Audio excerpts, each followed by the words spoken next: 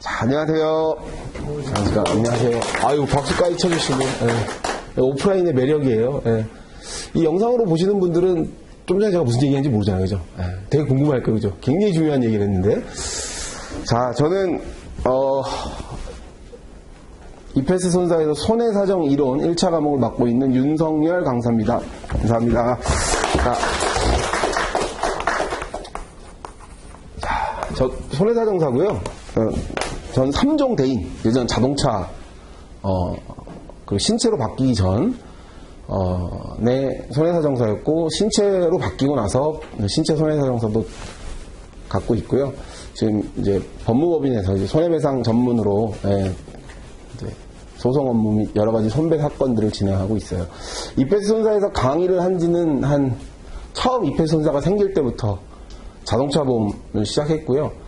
작년부터 이제 손사 이론까지 강의를 하게 됐고, 손해사정 이론은 보험 계약법과 함께 1차 이제 손해사정사를 시작하시는 분들의 참 관문과도 같은 과목이죠. 그러니까 보험이 뭔지, 보험이 뭐고, 보험 제도가 왜 생겨났고, 그럼 보험 제도가 생겼으면 어떤 사람들이 보험을 가입을 하고, 그리고 그 가입한 사람들을 보험회사가 어떻게 운용을 하고, 어떻게 이걸 잘 굴리고, 잘 돌리고, 이런 전반적인 이제 보험 제도와 보험의 이런 태생, 이게 왜 생겨났구나.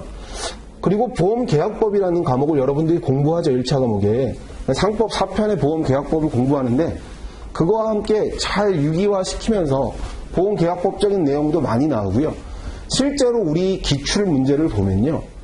보험, 우리 리스크를 공부할 건데, 그 위험 관리, 보험 리스크, 요 관리에서 보통, 한 7문제 많게는, 적게는 3문제, 이렇게 출제가 되고요.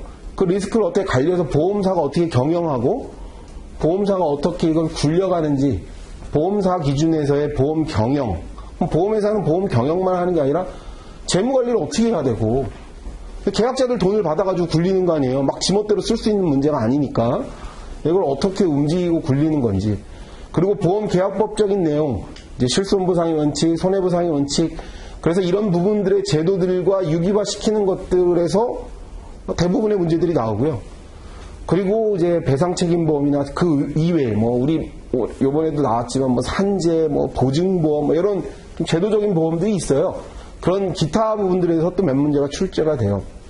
그럼 여러분들이 어떻게 학습을 해야 하냐 하면, 지금 오늘부터 공부한 앞부분은 계약법적인 내용들을 사실 거의 다루지 않아요. 물론 많이 나와요. 많이 나오긴 하는데, 그걸 이해하고 계약법적인 내용들, 이게 왜 이렇게 계약법에서 이걸 두고 있구나.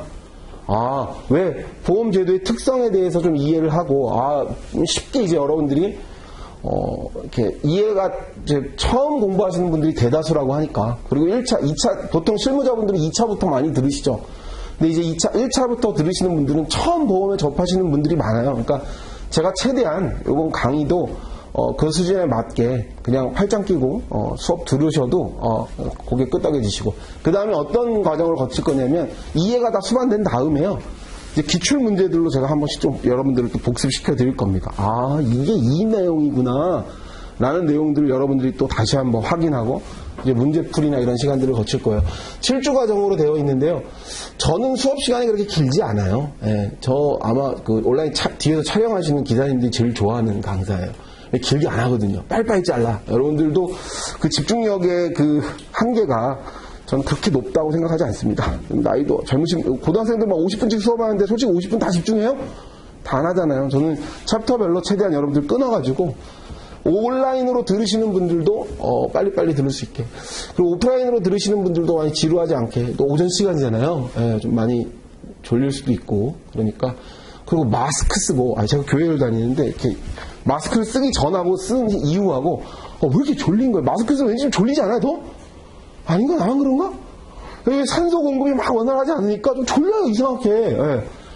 제가 이 얘기를 왜 하냐면, 실제로 마스크를 안 쓰고 수업을 했던 작년 초하고 올 중간하고 조는 양이 부쩍이 많이 늘었어요, 수험생들이. 제 강의가 그렇게 졸리거나 제 말투가 그렇게 졸린 말투가 아닌데 조는 분들이 벌써 아직은 안 보이네요. 졸릴 수 있으니까 제가 중간중간에 좀 잘 끊어가면서 여러분들 잘 집중할 수 있도록 그리고 보험이 얼마나 재밌는지. 사실 막 처음부터 2차 과목을 공부해라 뭐 이런 얘기를 많이 하죠. 저 공부할 때부터 그런 얘기들이 있었어요. 2차 과목부터, 맞아요. 틀린 말은 아닌데, 너무 아무것도 모르는 사람이 2차를 먼저 시작하잖아요. 저 뭘 하는 거야? 짜증나요. 처음 손사 이론하고 계약법을 사실 조금 공부하신 다음에 2차를 저랑 같이 또 시작하잖아요. 11월에. 그렇게 시작해도 돼요. 그러니까 아예 그냥 접어두고 2차를 시작하는 건 우리 이제 공부하겠지만 조금의 리스크가 있다. 위험이 있다. 조금의 리스크가 있으니까 그리고 시간이 이제 여유가 좀 있으니까요. 1차랑 2차를 병행하시는 게 가장 좋습니다. 지금은. 지금 이 시기엔 또 1차만 올인하는 것도 시간 아까울 수 있어요. 아까 제가 얘기했잖아요. 100점 맞을 필요 없는 과목이니까 1차와 2차를 그러니까 같이 비중을 두시고 공부하십시오. 같이 비중을 두고 그리고 이제 한 2월 지나서 3월부터는 그때는 1차만 동차생들은 1차 좀 집중해서 비중을 많이 두고 하시고 그렇게 해도 합격해요. 네, 그렇게 해도 합격하고 저는 이런 얘기를 주로 합니다. 1차 시험이 끝나고 떨어졌다 뭐 한 문제 차이로 떨어졌다. 공부 안 한 거예요. 공부했는데 떨어질 리가 거의 없어요. 네, 밀렸을 가능성 말고는 세 과목에서 60점 넘는 거는 그렇게 어렵지 않다. 제 경험칙상. 네, 그러니까 지금 웃으시는 분들은 뭐 혹시 아니죠? 예. 근데 진짜 공부 안 하신 분들은 할 말 없는 거고요. 진짜 내가 열심히 공부했다. 머리 싸매고. 아니면 학원에서 하라는 대로 했는데 떨어졌다. 그럴 리 없어요. 안 한 거야. 예. 제가 이렇게 단언하게 말할 수 있는 거는, 단정 지을 수 있는 건 그만큼 이제 경험칙과 통계가 있는 거니까 그렇게 집중해서 하시고요. 교재 문제풀이, 그러니까 기본 강의 설명과 문제를 다 실어놨으니까 두 개를 다 좀 수업 들은 걸 가지고 그럼 이게 진짜 기출문제 다 실어놨거든요. 뒤에서 기출됐던 이렇게 됐구나 한 번씩 정리하시고 나중에 또 다양한 문제들을 풀면서 1차는 객관식이니까 그렇게만 학습하셔도 여러분들이 한 70점 정도 맞는 데는 전혀 문제 없다. 70점밖에 안 나와? 이런 생각 안 하셔도 돼요. 손사이는 70점, 어법 공부하시면 한 80점, 계약법도 한 70점 정도 맞으면 그냥 넉넉하게 2차 공부하실 수 있는 거니까 그 정도 수준으로 학습하시는 게 좋습니다. 자, 교재를 좀 넘겨보세요. 자, 교재는 제 수업이 다 끝난 다음에 한번 제가 쭉 정리하니까 교재 보지 마시고 저를 좀 보시면 좋겠어요. 자, 이제 보험을 좀 설명을 하려고 그래요. 아까 제가 얘기했는데 이 보험, 아까도 제가 얘기했잖아요. 보험, 손사 이론은 뭐냐면 보험을 왜 들어? 이거 시작하는 거예요. 보험을 왜 들고 그럼 든 보험을 가지고 보험사가 어떻게 운용할 거야? 보험사가 어떻게 잘 운용하는지에 대한 부분. 손해사정 이론은요, 정확하게 이 과목을 설명하면 손해사정 이론. 요 사는 이제 조사하다 할 때 조사할 때 삭자고요. 요 정자는 결정하는 거예요, 결정. 뭘 결정하는 걸까요? 손해, 보험금 이런 것들을 결정하는 업무예요. 손해사정 이론은 말 그대로 조사하고 결정하는 업무예요. 여러분들이 만약에 이제 합격을 해가지고 손해사정사가 되거나 또는 뭐 손해사정 업무를 한다 그러면 이 업무 하는 거예요. 실제 조사하고 어떤 조사? 이 손해사실들을 조사하는 거예요. 그리고 이건 얼만큼의 보험금이 지급돼야 되는구나, 얼만큼의 손해액이 발생했구나를 결정하는 사람들이에요. 이제 그걸 공부하는 건데 이걸 공부하려면 일단 보험을 공부하게 돼요. 보험. 이 보험은 오래전부터 있었죠. 제일 먼저 영미권에서 먼저 생겼죠. 영국에서 먼저 생겨나면서 생명보험부터 손해보험에서부터 일단 시작해서 생명보험도 생겨나고 지금 이제 배상책임보험이나 보험이 이렇게 막 발전해 왔단 말이죠. 보험학이라는 것들은 1970년도 미국에서 좀 시작했어요. 미국에서 막 활발하게 발전했다고요. 그때 얘기한 게 그럼 보험 제도가 어떻게 잘 운영되고 보험 학문적으로 이제 접근하기 시작한 거죠. 보험은 그전부터 존재했지만 보험 자체를 이제 이해하려면 제가 뭘 하나 끄집어내려고 지금 계속 이 얘기를 하고 있는데, 보험이 한자로 어떻게 되냐면 이 보자는 지킬 보자에 지킬 보자. 뭐 지키다 할 때 험자는 험할 험, 위험할 때 험자가 이 험할 험. 그러면 보험은 뭐예요? 위험을 지키는 거예요. 보험이 순수 한자의 설명으로는 위험을 지키는 게 보험이에요. 그럼 자, 위험이 뭐예요? 위험. 자, 우리 이제 이걸 시작하는 거고, 위험. 영어로 우리가 리스크라고 하죠. 아까 제가 리스크가 크다고 말했죠? 1차만 먼저 독박으로 공부하기에는 리스크가 크다고 말했죠? 그 얘기는 뭐예요? 시험에 떨어질 위험이 있는 거예요. 1차만 먼저 독박으로 공부하면. 자, 이 리스크에서부터 보험이 시작하는 거예요. 위험. 자, 그럼 위험은 여기다 이제 옮겨서 많이 써야 되니까. 제가 지금 어깨가 다쳐가지고 판서하기가 좀 힘들어요. 리스크. 자, 리스크는 위험이라고 우리가 영어로 번역을 하죠. 해석을 위험이라고 해요. 그럼 위험을 우리가 이제 여러분들이 공부할 때 이제 보험에서 위험은 뭐냐? 자, 크게 뭐 많은 해석들이 있었어요. 위험에 대한 이 해석의 자체에서. 근데 가장 큰 분류의 해석은 일단 불확실성과 차이 또는 편차라는 해석으로 크게 두 부류로 나뉘어져요. 자, 그럼 불확실성, uncertainty라고 말하는, 자, 이 불확실성을 제가 한번 설명을 해볼게요. 발생할 수 있을지 없을지 모르는 상태를 불확실성이라고 해요. 이해가요? 무슨 말인지? 불확실성이라는 건 뭐예요? 이게 생길지 안 생길지 모르는 상태를 불확실성이라고 그래요. 자, 그럼 보험에 우리가 이제 아직 보험의 제도적인 내용들을 다 공부하지 않았지만 그 보험을 설명하려면 이 리스크를 이해해야 되는데 불확실성과 편차라는 개념으로 리스크를 설명한다고요. 그럼 이 불확실성의 개념은 어떤 관점에서 이해하시면 되냐면 여러분들 계약자들의 관점에서 이해하신다 생각하시면 돼요. 계약자라 하면 아직 보험계약자 이런 거 여러분들 공부 안 했으니까 소비자라고 이해합시다. 경영학적으로. 자, 보험에 가입하는 사람들의 심리 상태를 설명하기에 아주 유용한 설명이에요. 리스크를 설명할 때. 자, 아까 얘기했죠. 보험이 있어야, 위험이 있어야 보험이 있는 거예요. 위험을 지키는 게 보험이라며. 자, 그럼 위험이 존재해야 보험이 존재해야 된다는 말들도 있어요. 어떤 수험서에 보면 위험이 있어야 보험이 존재한다. 보험의 필수적인, 맞아요.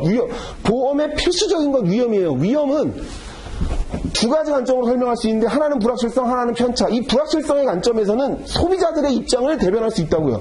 소비자들이 왜 보험을 가입하는지. 불확실성 때문이에요. 자, 여러분들이 만약 혼자 공부해도 무조건 합격한다 라는 확신이 있다면 학원에 올 이유가 없지. 자, 시험에 내가 붙을지 안 붙을지 몰라. 또는 이런 확신이 있을 수도 있어요. 내가 무조건 학원에 가야 합격을 해. 뭐 이건 비교가 적절하지 않을 수도 있겠다. 이렇게 이해합시다. 내가 오늘 집에서 나오는데, 오늘 내가 집에 나오는데, 요즘에 아파트들은 좋죠. 나오면서 가스불을 끄죠. 가스불을 끄잖아. 우리 이게 나가면서 이거 누르면 아예 전원이 다 꺼진다며. 불도 꺼지고. 저는 그렇게 좋은 아파트가 아니어가지고 그런 기능이 없어요. LED 내가 다 꺼야 돼. 자, 근데 끄고 나왔는데, 예를 드는 거예요. 끄고 나왔는데, 내가 집에 갔다가 오는 길에 막 삐용삐용 막 119, 소방차들이 막 지나가네? 그러니까 아니고 우리 집이야. 불이 막 나고 있어. 불이 막 타고 있단 말이에요. 집이. 그래 전화하지. 여보세요? 지금 저희 집 불이 나가지고 화재보험을 좀 가입하려고 하는데요. 자, 이때 보험회사는 화재보험을 가입시켜 줄까요? 가입시켜 주지 않을까? 자, 왜? 위험이 너무 커서? 아니야. 위험이 없어요. 자, 위험이 없다라는 것, 이 불확실성을 제가 설명하려는 건 100% 발생한다. 불확실성이 없는 거예요. 100% 발생하지 않는다. 불확실성이 없는 거예요. 자, 그럼 보험이 존재할 때는 언제 존재할까요? 이 불확실성이 100%가 아니라 0%가 아니라 0%와 100%가 존재한다면 이건 위험이 없는 상태예요, 지금. 불확실성이라는 건 여기와 여기 사이 상태. 여기가 불확실성이 있는 거지.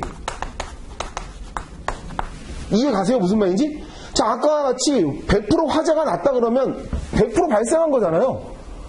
보험 가입할 이유가 없어요. 보험회사는 가입시켜주지도 않겠지. 왜? 이미 발생했어요. 그거는 불확실성이 없는 거예요.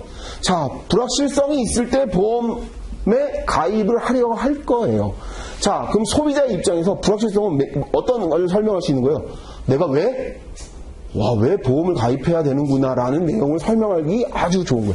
자, 그럼 보험은 이제 여러분들이 이제 대부분의 경우에 말하게 되는 보험에서의 위험은 대부분 불확실성. 그럼 불확실성은 아까 지금 설명했듯이 사고 발생 자체의 불확실성이 있을 수 있겠죠. 무조건 발생할 수 있다. 또는 무조건 발생하지 않는다. 이건 위험이 없다 그랬고, 그럼 그 사이에 있는 것들이 불확실성이라며. 그죠? 그럼 불확실성은 아까 얘기했듯 사고 발생 자체의 불확실성이 있을 수 있겠네요. 그죠? 발생할 수 있을지 발생할 수 없을지. 자, 그럼 좀 더 깊이. 그러면 그게 발생했을 때 아주 작은 손해로 발생할지 아주 큰 손해로 발생할지 이것도 모르겠죠. 불확실성이 존재한다는 건 사고가 발생할지 안 할지 모르지만 만약 발생한다면 작은 손해로 발생할지 크게 발생할지도 몰라요. 그죠? 이런 것도 불확실성이 있는 거예요. 이해하셨어요? 무슨 말인지? 그러면 또 언제 발생할지도 모르죠. 시점에 대한 불확실성이 있을 수도 있겠네요. 그죠? 이게 다 넓은 의미의 불확실성이에요. 지금 사고가 발생할지 안 할지도 몰라. 근데 만약 발생하면 작게 발생할지 크게 발생할지도 몰라. 또는 발생을 언제 할지 모르겠어. 분명 발생할 것 같은데 이 처음에 발생할지 끝에 발생할지 난 모르겠는데 이런 것들을 다 불확실성이라고 말해요. 그럼 불확실성이 크다는 건 뭐예요? 위험이 크다라고도 바꿔서 설명할 수 있겠죠. 위험이 크다는 건 뭐예요? 불확실성이 크다는 건 뭐예요? 사고 발생할 확률이 높아 보여. 불확실성이 크겠죠. 만약 발생할 것 같은데 아주 작은 손해로 발생할 것 같아. 나는 것보다 아주 큰 손해로 발생할 것 같을 때 불확실성이 더 커 라고 말하겠죠. 이해하셨어요? 무슨 말인지? 시점 아주 자주 빈번하게 발생할 것 같아. 맨날 발생해. 이거 지금 불확실성이 엄청 큰 거잖아. 또는 어쩌다 200년에 한 번 발생할까 말까해. 불확실성이 아주 작다라고 말할 수 있겠죠. 이해하셨어요? 무슨 얘기인지? 그럼 불확실성이라는 건 아까 지금 계속 얘기했듯 크기도 다를 수 있고요. 언제 발생할지 모를 수도 있고요. 사고 발생 자체도 모를 수도 있어요. 자, 여기서 불확실성의 개념 하나 더 추가. 만약 미지한 거 아예 사고 발생 자체 이거 누가 봐도 불확실성이 커 보여요. 불확실성이 아주 높아 보여. 즉 발생의 위험 자체가 생겨나 보이는데 이해하지 못하는 거, 인식하지 못하는 거, 미지. 이것도 사실은 불확실성의 범위에 넓게는 포함시킬 수 있어요. 예를 들어볼까요? 2살짜리 애기가 막 횡단보도 아니 빨간불에 막 사람 막 고속도로는 건너갈 수가 없구나. 막 편도 팔차고 막 지나간다고 생각해봐요. 막 신호등 위반하고. 그게 위험한 거 모르는 거예요. 누가 봐도 객관적으로 그게 위험해 안 위험해? 위험하잖아요. 근데 걔 몰라. 내가 지금 위험한 상태인지 몰라. 이것도 불확실성의 넓은 의미에 포함시킵니다. 자, 그럼 결국 이 불확실성을 설명하는 건 이런 불안감들이 있는 거예요. 이런 불확실성이. 그 불확실성을 인지하고 있는 일반의 소비자라고 한번 아까 제가 설명했죠. 소비자라고 생각해 보세요. 이 불확실성 속에 있는 소비자. 불안할 거 아니에요. 그죠? 그러면 얘가 100에 가까워 막 97, 막 90 정도의 불안감이 있다고요. 그럼 얘가 제일 먼저 생각할 수 있는 게 뭘까요? 이 불안감을 제거시키고 싶지 않겠어요? 소비자들 입장에서? 그래서 이 수요가 높을수록, 이 불확실성이 클수록, 리스크가 크다라고 말할수록 뭘 찾게 될까? 보험의 수요들이 줄어들까 늘어날까요? 늘어나겠지. 자, 소비자들의 기준을 잘 설명할 수 있는 거죠. 반대로 불확실성이 낮을수록 보험 필요성을 못 느끼겠죠. 이해하셨어요? 무슨 말인지? 처음부터 너무 어려워요? 이게 어렵진 않죠? 불확실성을 간단하게 설명해 주는 거예요, 지금. 제가 다른 샘플 강의 들어가요. 이상하게 설명하고 불확실성. 간단하게 두 줄 설명하고 끝나거든요. 그렇게 이해하면 안 되고, 이렇게 이해하셔야 돼. 소비자 측의 관점에서, 불확실성은 이거구나. 이 불안하구나. 그럼 소비자들 입장에서 불확실성에 대한 내용들을 설명할 수 있겠죠. 자, 그럼 이제 앞으로 위험하면 뭘 먼저 떠올려야 된다? 불확실성을 떠올리는 거예요. 그럼 불확실성은 뭐다? 이 발생할지 안 할지 모르는 거. 그것 때문에 사실 보험 드는 거 아니에요. 자, 자동차 타고 사시는 분들 자동차 보험 드시죠. 아니면 좀 더 상해 보험 하나씩 다 들고, 더 대표적인 실비 있죠. 그거 왜 들어? 불확실하니까 드는 거 아니에요? 날지 안 날지 모르지만 드는 거잖아요. 여러분들은 어디쯤에 있어요? 나는 거의 이쯤에 있어. 굉장히 위험한 것 같아. 내 스스로를 나는 그렇게 생각하는 거죠. 이해 가시죠? 무슨 말인지. 그 불확실성 때문에 실비 든 거잖아요. 그죠? 보험 하나씩 드는 이유는 불확실성 때문에. 그 불확실성의 크기는 그럼 어떨 수가 있을까요? 다르겠죠. 그럼 여기서 이제 다음 개념들을 좀 이따 설명할 건데, 그럼 그 불확실성은 주관적인 거예요? 객관적인 거예요? 그렇죠. 개인이 느낄 수 있는 감정들이란 말이에요. 주관적이에요. 자, 이제 좀 이따 그 내용 설명할 거고. 그럼 또 하나의 개념으로 이 불확실을 설명해야 돼. 자, 지금 제가 뭘 설명하기 때문에 보험을 설명하려고 이 리스크를 설명하는 거예요. 자, 보험은 뭐라고요? 지켜야 돼. 위험을 지켜야 되는 것 때문에 시작된 거니까. 그래서 그 위험을 설명하는 거예요. 그럼 위험의 설명의 두 가지가 불확실성을 하나 먼저 설명했고, 요건 어떤 관점을 설명할 수 있냐면, 이 편차, 베리에이션이라고 말하는데, 이 불확실성, uncertainty, 교재에 나와 있어요. 영어도 같이 여러분. 왜냐면, 이 모든 선사 이론이 다 미국 교재를 갖다 뺏겨가지고, 해석을 다 영어로 써 있어요. 그래서 여러분들 시험 혹시 기출문제 보시면 영어도 옆에 같이 써놔. 번역이 제각각이거든요. 그러니까 영어도 같이 보시면서 편차라고 보통 표현, 편차 사전적인 의미는 뭐 차이 이렇게 변화, 차이. 요거는 뭐냐면 보험자적 입장에서 이 리스크를 설명할 수 있는 관점이에요. 자, 이건 정확하게 말하면 통계적겠죠. 통계. 보험과 통계는 뗄래야 뗄 수가 없어요. 자, 계리사들 지원하는 우리 보험 전문인을 이제 크게 손해사정사하고 계리사라고 두는데, 계리 업무를 하시는 분들이 통계 업무 사실은. 그래서 통계학 전공하신 분들, 수학과 전문하신 분들이 계리사 공부 많이 하시죠. 자, 왜 통계를 접근하려고 하냐면, 자, 불확실성을 설명할 때, 아까 위험을 설명할 때 불확실성이라는 관점과, 자, 이번에 이 통계라는 관점으로 위험을 설명할 수 있는 관점. 이거는 보험사적 입장이에요. 왜? 제가 설명을 한번 해볼게요. 자, 보험사가 어떻게 효율적인 보험을 잘 관리할 수 있는지를 설명하는데, 자, 예측한 결과대로 예측이 다 되면, 이렇게 표현하면 되겠다. 편차. 여러분들 편차라는 걸 이렇게 설명할 수 있겠죠? 남자분들과 여자분들을 제가 두 가지 경우를 다 예를 들어볼게요. 남자분들 이제 군대 다녀오신 분들 사격해봤죠. 0점 잡고 쏘잖아. 땅땅땅.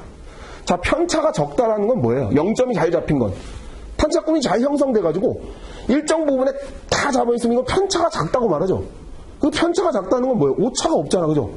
비교적 정확한 거예요. 그죠? 여자분들은 제가 오늘 어떤 비율을 들려줄까 고민을 하다가 매일 화장을 하는데 매일 화장이 다 달라져. 또는 매일 똑같이 그려지나요? 눈썹 문신들도 많이 하시니까 똑같이 될 수도 있지만 그릴 때 오늘 우리 와이프도 그 얘기 많이 하더라고. 오늘 좀 잘못 그려진 것 같은데? 막 이렇게 하더라고. 막 이렇게 다시 하려고. 편차가 적은 게 화장을 잘하는 거잖아요. 매일 똑같이 화장. 변하지 않아. 내가 원하는 곳에 딱딱 그려지는 거. 어쩔 때는 막 도깨비처럼 이렇게 그려졌다가 어쩔 때는 이렇게 그려졌다가 그 편차가 큰 거잖아요. 어쩔 땐 엄청 예뻐. 근데 어쩔 땐 좀 이상한. 편차가 작아야 좋죠. 이해가요? 무슨 말인지? 자, 그걸 내용을 설명하려는 거예요. 보험회사가 이 사람 저 사람 보험을 막 가입시켰는데 편차가 들쭉날쭉 하다고요. 이러면 정상적인 효율적인 운영과 관리가 현실적으로 불가능해. 편차라고 말하는 건, 자, 이렇게 한번 그려볼까요? 막 이렇게 떨어져 있다고요. 분포가 많이 여러 대 있어요. 자, 반대의 말은 분산돼 있어요. 자, 여러분들 그런 말 많이 쓰죠. 위험을 좀 분산 투자하라. 뭐 이런 투자 얘기할 때 그런 얘기 많이 나오죠. 그 얘기 뭐예요? 하나에 집중됐다 어떻게 될 수 있는 거예요? 망할 수도 있는 거예요. 그죠? 근데 반대로 이 보험사 기준에서는 이 편차가 좁아질수록 좋아. 왜? 그거에 대한 예측치가 정확하다는 얘기다. 비교적. 또 하나 예를 들어볼게요. 자, 주사위를 주사위는 너무 동전을 해봅시다. 동전을 여러분들이 만약 이게 탁 앞면과 뒷면이 있죠? 확률적으로 한번 생각해봐요. 탁 던졌을 때 앞면이 나올 확률이 몇 %예요? 50%죠? 아시잖아요. 그죠? 쓸 수 있는 확률이 있는 건 아니잖아요. 그죠? 거의. 확률적으로 앞뒤지 뭐. 그죠? 자, 그럼 주사위는 몇 %예요? 던지면. 6분의 1이죠? 그죠? 그 퍼센트는 모르겠어요. 6분의 1이야.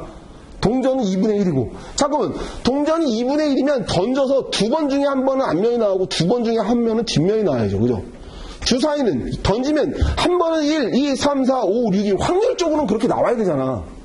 아니에요? 맞죠? 근데 확률적으로 그렇게 나오냐고. 동전 두 번 던졌는데 두 번 다 앞면 나올 수도 있어요. 무슨 말인지 아시겠어요? 주사위도 6번 던졌는데 6번 중에 한 번이 나와야 되는데 6번 다 1이 나올 수도 있다고. 6번 다 6이 나올 수도 있다고요. 자, 이 얘기는 뭐냐면 이 통계학적 관점을 잘 설명하려는 건 편차가 막 뒤죽박죽 돼 있으면 뭐가 어떻게 걸려들을지 몰라. 근데 여기서 말하는 이 통계는 그런데 통계가 있는 거야. 우리가 지금 말하는 그 통계. 주사위는 보통 6분의 1의 확률로 나오더라. 자, 그럼 여기서 하나 더 깊이 가야 될 건 무엇으로 이 대수의 법칙, 이걸 제일 먼저 설명하는 거. 이걸 설명. 대수의 법칙. 보험회사는 이 불확실성이 있으면 안 돼. 불확실성을 없애야 돼요. 그럼 불확실성을 어떻게 없앨 수 있냐면 이 대수의 법칙이라는 제도를 통해서 없앨 수 있어요. 대수의 법칙이라는 건 뭐냐면 제가 아까 얘기했던 두 번 동전을 던지면 2분의 1의 확률로 나와야 돼요. 그런데 2분의 1의 확률로 안 나올 수도 있잖아요. 둘 다 앞면이 나올 수도 있고 둘 다 뒷면이 나올 수도 있잖아. 근데 이거를 한 5천만 번 던져본다고 하자고요. 아니면 조금만 더 길게 해볼까? 한 100만, 여러분들이 계산하기 쉽게 100번 던진다고 생각해봐. 그럼 100번 던진다고 생각할 때 여러분들이 나는 몇 번 안면이 나올 것 같아 라고 말할 때 난 10번 안면이 나올 것 같아 라고 말하는 사람 있을까요?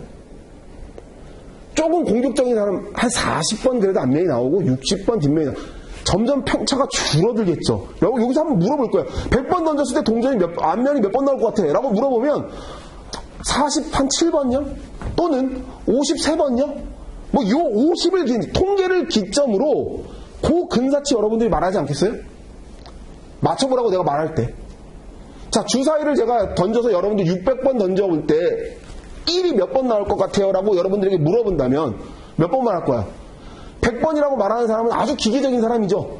계산에 맞춰서 100번. 또는 여러분들이 나는 1은 한 99번 정도 나올 것 같습니다. 몇 번 나올 것 같아요? 뭐 그렇게 말하지 않겠어요? 그쵸? 제가 지금 무슨 얘기를 설명하려고 하냐면 이 편차, 이 통계를 가지고 보험회사는 그 결과치를 예측하겠죠. 어떻게? 아까 제가 설명한 대로 예측을 할 거라고요. 무슨 말인지 이해가세요? 그럼 그 통계가 정확하면 정확할수록 보험사는 자기가 예측한 거와 결과치가 똑같아질 거 아니에요. 또는 결과치가 만약 똑같지 않다 하더라도 모수가 적어서 이 편차가 높아져. 편차가 뒤죽박죽이야. 이러지 않지만 만약에 이 수를 아까 지금 이걸 뒤에 가면 자세히 설명하겠지만 수를 많이 늘려요. 많이 던진다고. 많이 던지면 던질수록 뭐에 가까워질까? 예상한 예측치에 가까워질 거예요. 많이 하면 많이 할수록. 이게 배수의 법칙이에요. 그러면 보험사가 효율적으로 운영할 수 있다는 아까 제가 얘기했던 편차, 이 위험의 편차라는 건 이 사람은 사고 날 것 같아, 이 사람은 사고 안 날 것 같아, 이 사람은 사고 날 것 같아, 이 사람은 사고 안 날 것 같아. 이런 게 수가 많아지면, 수가 길어진다는 말은 맞지 않아. 수가 많아지면 많아질수록 점점 더 보험사는 예측을 정확하게 해낼 수 있을 거예요. 자, 이렇게 생각해 볼까요? 어떤 집에 화재보험이 나요. 화재보험을 가입하는데, 화재보험이라 하지 맙시다. 한 100가구가 모여 사는 집이 있어요. 100집이 모여 살아요. 100집이 모여 사는데 매해 짝수에는 202채가 불이 타고 홀수에는 집 한 채가 불이 탄다라고 가정을 해봅시다. 어느 집이 탈지는 몰라요. 자, 이 100채. 뭐 이게 다 집이라고 합시다. 뭐 집이고, 뭐 이게 쭉쭉 있고, 100채 집이 있어요. 어느 해는 아까도 얘기했지, 짝수에는 2집, 홀수에는 한 집이 불이 탄다고요. 근데 이거 가만 보니까 100집 중에 어느 집이 탈지 모르죠. 자, 그럼 이 개인적인 기준에서 봐봐. 이 100명이라는 집 기준에 내가 그 100채 중에 한 집이라고 생각해봐요. 어느 한 집은 오늘 짝수에 해네? 2집 불타겠네? 어떤 해는 홀수에 한 집 불타겠네? 라는 불확실성 속에 여러분들이 살겠죠. 자, 불확실성 쪽에 살 거고, 그런데 어떤 한 똑똑한 사람이 나타납니다. 부녀회장 요즘에 말 많잖아요. 그죠? 부녀회장들 요즘에는 그 얘기 쏙 사라졌네? 작년에 설명할 때는 부녀회장들이 집값을 담합해가지고 막 올린다. 근데 그런 거 말고, 똑똑한 부녀회장이 나와가지고, 야, 우리 100채 중에 한 채는 매년 불타더라. 짝수에는 2채가 불타네. 야, 그럼 우리 이거 이렇게 하지 말고, 우리 이게 하나로 묶어가지고, 이 집 한 채 1억이라고 해봅시다. 요즘에 1억짜리 집은 없지만. 자, 한 채에 1억이라고 해봅시다. 그러면 홀수에는 이 전체 100집 중에 한 채가 불이 타겠죠. 그러면 우리 아직 공부하지 않았지만 얼마의 손해가 생긴 거예요. 100채가 다 탔다고 한 채가 전부 없어졌다라고 그냥 계산상으로 쉽게. 그럼 얼마의 손해가 생긴 거예요? 1억의 손해가 생겼죠. 자, 그럼 1억의 손해가 생겼는데 100집 중에 누가 불탈지 몰라. 불안하니까 이 부녀회장이 야, 그러지 말고 우리 한 채 불타잖아. 또는 짝수엔 2채 불타잖아. 자, 우리 돈 좀 걷자. 얼마씩? 100만 원씩 걷자. 그래서 난 내가 탈지 모르는 100만 원이 그럼 어떻게 되는 거예요? 내 1억이라는 손해가 100만 원만 내면 불타도 다 받을 수 있는 거네. 라고 각각의 위험들을 각출해가지고 운영하게 되겠죠. 자, 이게 여러분들이 이제 공부하게 될 보험적 모습을 띠는 거란 말이에요. 각각 보험료를 내는 거예요. 그래서 한 집 불타면 물어주자 이거예요. 자, 그런데 이걸 어떻게 예상하냐고. 한 집인지 2집인지. 자, 그래서 아까 얘기했듯 이런 통계학적 기준으로 보험과 통계는 띄울래야 띄울 수 없어. 그러면 그 통계는 어떻게 산정할까요? 그러니까 과거의 기록들이 정확하겠지. 그죠? 과거의 데이터들이 보험에 좋은 영향으로 가져와요. 그래서 보험회사는 통계하고 아주 밀접해요. 얼만큼, 그럼 그 통계를 예상해야 될 거 아니야. 그죠? 그 예상하는 업무들을 보험 만드는 파트에서 그런 개대 업무들을 하겠죠. 이러한 확률, 이러한 확률들. 그 확률 계산에 의해서 산정되는 거라고요, 보험은. 자, 그럼 보험사가 어떻게 운영해야 된다는 얘기예요, 이 얘기는. 확률적으로 잘 운영해야 되겠죠. 이런 방법들을 취하는 거예요. 그러면 이 보험사 기준에서는 정확하게 말하면 1억의 손해가 어느 한 집이 났는데 그 사람을 물어주는, 그 사람은 개인적인 불확실성도 해소시킨 거고, 그죠? 개인적인 불확실성도 없앤 거 아니에요, 얼마 주고. 100만원 주고 없앤 거 아니에요, 그죠? 자, 보험사적 입장에서는 어떻게 한 거예요? 다 모아가지고, 효율적으로 예측을 했어요. 보험사 기준에서는, 100집 중에 한 집, 100집 중에 두 집이 타니까, 요 통계를 기준으로 잘 효율적인 보험을 운영해 나갈 수 있는 거예요. 통계를 기준으로. 여기까지 이해 가셨어요? 그럼 불확실성과 리스크를 잘 이해하려고 그러면 이제 이 보험은 요런 내용들을 우리가 이제 계속 공부하면서 설명할 거예요. 그럼 왜 이렇게 두고 요런 기준들과 이 제도적인 장치들이 이 안에 다 숨어져 있는 거죠. 그럼 통계학적 기준에서 보험사는 통계를 가지고 위험을 편차를 줄여갈 수 있겠구나. 그 편차를 줄여갈 수 있는 건 아까 얘기했듯 요 대수의 법칙으로 수를 늘리는 거예요. 계속. 수를 늘리면 늘릴수록 대수의 법칙은 의해서 점점 정확해지겠지. 자, 그럼 또 하나 설명해볼까요? 어떠한 집에는 한 집도 불이 안 탈 수도 있어. 자, 그럼 100채 중에 한 채라는 확률로 탄다라고 해도 어떤 애는 다 탈 수도 있고 어떤 애는 안 탈 수도 있잖아. 그죠? 그럼 변수가 늘 많겠지. 근데 이걸 가옥의 수를 막 늘려봐. 막 500만 채, 막 1000만 채로 늘려봐. 그러면 100대 1의 확률로 점점 정확해질 거예요. 주사위 아까 설명했듯, 동전 설명했듯. 그러면 나중 됐을 때, 꼭 강사님 2분의 1이 아닐 수도 있지 않습니까? 아니, 나중에 1000만 번 굴렸는데 499만 9천 번 하고 500만 한 번 하고 그때는 비율이 퍼센트가 다르죠. 2분의 1에서 한 번 사고 난 거 안 난 거하고 이 차이가 완전 다르잖아요. 이해 가요? 무슨 말인지? 자, 이 탄착군이 이만큼 형성됐는데 여기 다 들어가고 한 발 여기 떨어졌어. 여기 정확한 거잖아, 이거. 그죠? 이거 눈썹 그릴 때 거의 맨날 똑같아. 맨날 똑같다가 하나 살짝 다시 지울 수 있는 거야. 그 정도의 편차는 보험사가 수많은 계약을 굴릴 때 그 정도 리스크, 그 정도의 편차들, 여기 말하는 차이들은 정확하게 말하면 차이라고 볼 수 없는 거죠. 무슨 말인지 이해가죠? 한 번에서의 차이는 편차는 클 수 있어. 발생하거나 발생하지 않거나. 반면 딱 제일 확률적으로 리스크가 클 때는 언제냐면 처음 할 때야. 처음 할 때는 진짜 2분의 1이잖아. 근데 나올 수도 있고 안 나올 수도 있겠죠. 그 편차가 점점 통계적으로 앞뒷면과 주사위와 마찬가지로 그 통계는 많이 무수를 늘릴수록 비교적 정확해진다. 즉 보험사는 계약이 많아야 좋아, 적어야 좋아. 많아야 좋은 거예요. 많아야 보험회사 기준에서는 리스크가 관리될 수 있는 거야. 보험회사의 리스크는 뭘까? 아까 얘기했듯 보험금이 생각한 것보다 많이 나가면 안 되는 거잖아요. 보험회사 기준에서는 생각한 보험료가 많이 나가는 게 아니라 내가 예상한 보험금이 그대로 나가는 게 제일 좋은 거야. 무슨 말인지 이해가요? 보험회사 기준에서 리스크를 줄이는 건 이 돈 주고받는 관계에 있어서 보험금을 받았으면 그 받은 보험금만큼 나가야지 좋은 거라고. 그게 제일 좋은데 보험사의 리스크는 뭐라고요? 내가 생각한 것보다 돈이 많이 나가는 게 리스크인 거야. 그거를 줄일 수 있는 방법이 뭐라고? 모수를 많이 늘리면 돼요. 자, 그럼 여러분들 그런 거 많죠. 신생기업들이 많이 생겨요. 근데 보험 시장은 신생기업이 생겨도 그러니까 새로운 다른 보험사 이름 들어본 적 없죠. 왜 없냐면 지금 이것 때문이에요. 보험회사의 진입 장벽이 높거든요. 왜 높냐면 이 대수의 법칙 때문이에요. 이 대수의 법칙은 뭐예요? 좀 전에 제가 얘기했잖아. 계약자 수를 많이 늘려야 돼요. 계약자 수가 많이 늘어나야 보험회사 기준에서는 효율적인 안정적인 운영이 가능해져요. 이해가요? 무슨 말인지? 그 이제 우리가 더 깊이 뒤에 가서 공부하면 위험의 다수성, 동질 다수성 이런 것들을 공부할 건데 이제 우리 그거 공부하지 않았어도 이해가 가시겠죠. 보험자가 효율적으로 관리하고 효율적으로 운영하려면 왜? 이게 많아야. 이거 많아야. 이게 안정적이다라고 말할 수 있는 거거든요. 이해 가시죠? 그럼 그 이전에 우리가 공부했던 불확실성은 왜 보험을 가입하는지를 제가 설명하는 거라고 그랬죠. 위험이 있다라는 건 불확실성인데, 그럼 그 불확실성은 개인적인 상태구나. 내가 불확실성을 느낄 수도 있고, 내가 못 느끼는 것도 불확실성이구나. 근데 객관적으로 불확실성이 있을 수 있는 거구나.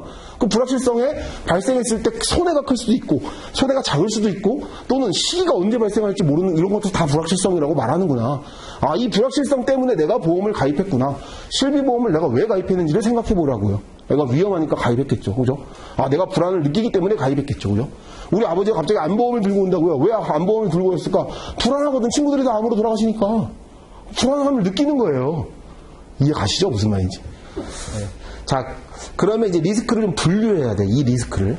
자, 리스크의 분류 과정은 크게 이제 4개의 기준으로 우리가 분류를 하는데, 교재 보지 말고 적어봐요. 지금 제가 설명한 거 교재에 다 나와 있고요. 나중에 한꺼번에 제가 정리해 줄 테니까. 자, 이제 책 봅시다. 이럴 거야, 내가. 네, 그때 보시고.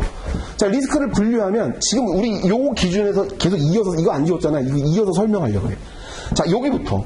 보험자가 그러면 객관적으로 보험자는 통계를 기준으로 정확하게 맞춰야 된다고 그랬잖아요.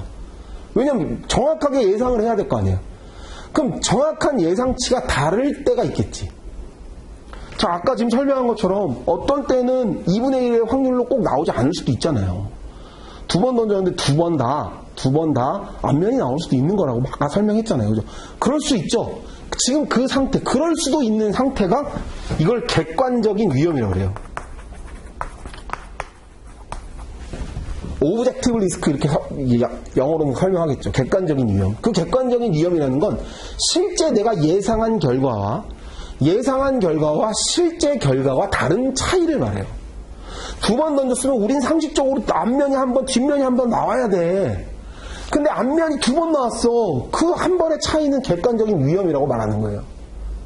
자, 그럼 객관적인 위험을 아까 이거와 같은 맥락에서 이해시켜줘. 객관적인 위험은 없앨 수가 있는 거예요. 어떻게?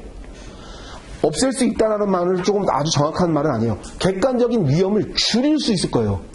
거의 이거는 뭐 오차가 이거 수를 늘리면 객관적인 위험은 줄어들게 돼 있어요.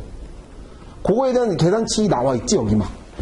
손실의 표준 편차, 평균 기대값, 요게 사실 그걸 설명하는 내용들인데요. 요 내용들은 보지 않아도 돼. 어려워. 그냥 안 봐도 돼. 그냥 이해하면, 우리가 시험 풀 때 이것만 이해하면 돼요. 수, 모집 단위의 수, 계약의 수, 객관적 위험을 제거할 수 있는, 제거라는 표현보다 객관적인 위험을 아주 줄여갈 수 있는 건 모집 단위의 수를 늘리면 돼요. 그러면 관찰의 수를 늘릴수록, 많이 해보면 해볼수록 객관적인 위험은 줄어들게 돼 있어요. 제가 이거 혹시 정선 가보신 분 계세요? 카지노 하러 가보신 분? 제가 막 도박에 빠져있는 사람은 아니고 예를 들려주려고. 가본 적 없어요? 한 명도 없다고 이 많은 사람 중에. 객관적 위험이 너무 크잖아. 분명히 한두 명 갔을 텐데? 안 가봤어요? 웃는 분들은 한번 가봤지. 제일 먼저 들어가면 뭐 있는 줄 알아요, 거기? 러시안 룰렛 알아요? 쭉 돌리면 따라라라라락 돌려가잖아. 아니면 여러분들 그거 있지. 핸드폰 뭐 사은품 할 때 자 돌리세요. 탁 돌리면 이거 던져가지고 거기 딱 맞는. 러시안 룰렛이 그것이거든요. 이렇게 돼 동그란 게 있고요. 여기에 딱 멈추면 돼. 그럼 여기에 뭐가 멈추느냐에 따라 다르지. 막 여기에 막 되게 많거든요. 이 기준으로 막 골드, 실버, 뭐 다이아몬드 막 이렇게 있어. 막 이렇게. 어디에 뭐가 쓸지 모르잖아. 그죠? 자, 그러면 거기에 이제 도박을 강의하는 거 어떻게 하시죠? 이 러시안 룰렛은 그 실버가 나오면 2분의 1로 줘요. 그러면 내가 10,000원 걸면 나한테 10,000원을 더 줘. 그럼 20,000원을 다 가져와. 그럼 골드는 2배를 줘. 10,000원 걸면 30,000원을 줘, 나한테. 200%로 주는 거지. 자, 근데 내 친구가 서번트 기질이 있는 애가 있어요. 되게 멍청한 애거든요. 지금 요리사하는 친구인데, 뭐 하나에 빠지면 그거 엄청 파.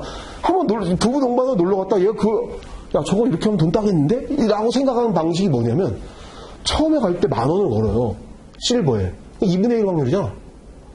자, 그럼 두 번째 할 때 실버가 안 걸릴 수도 있죠. 그럼 10,000원 깔리잖아.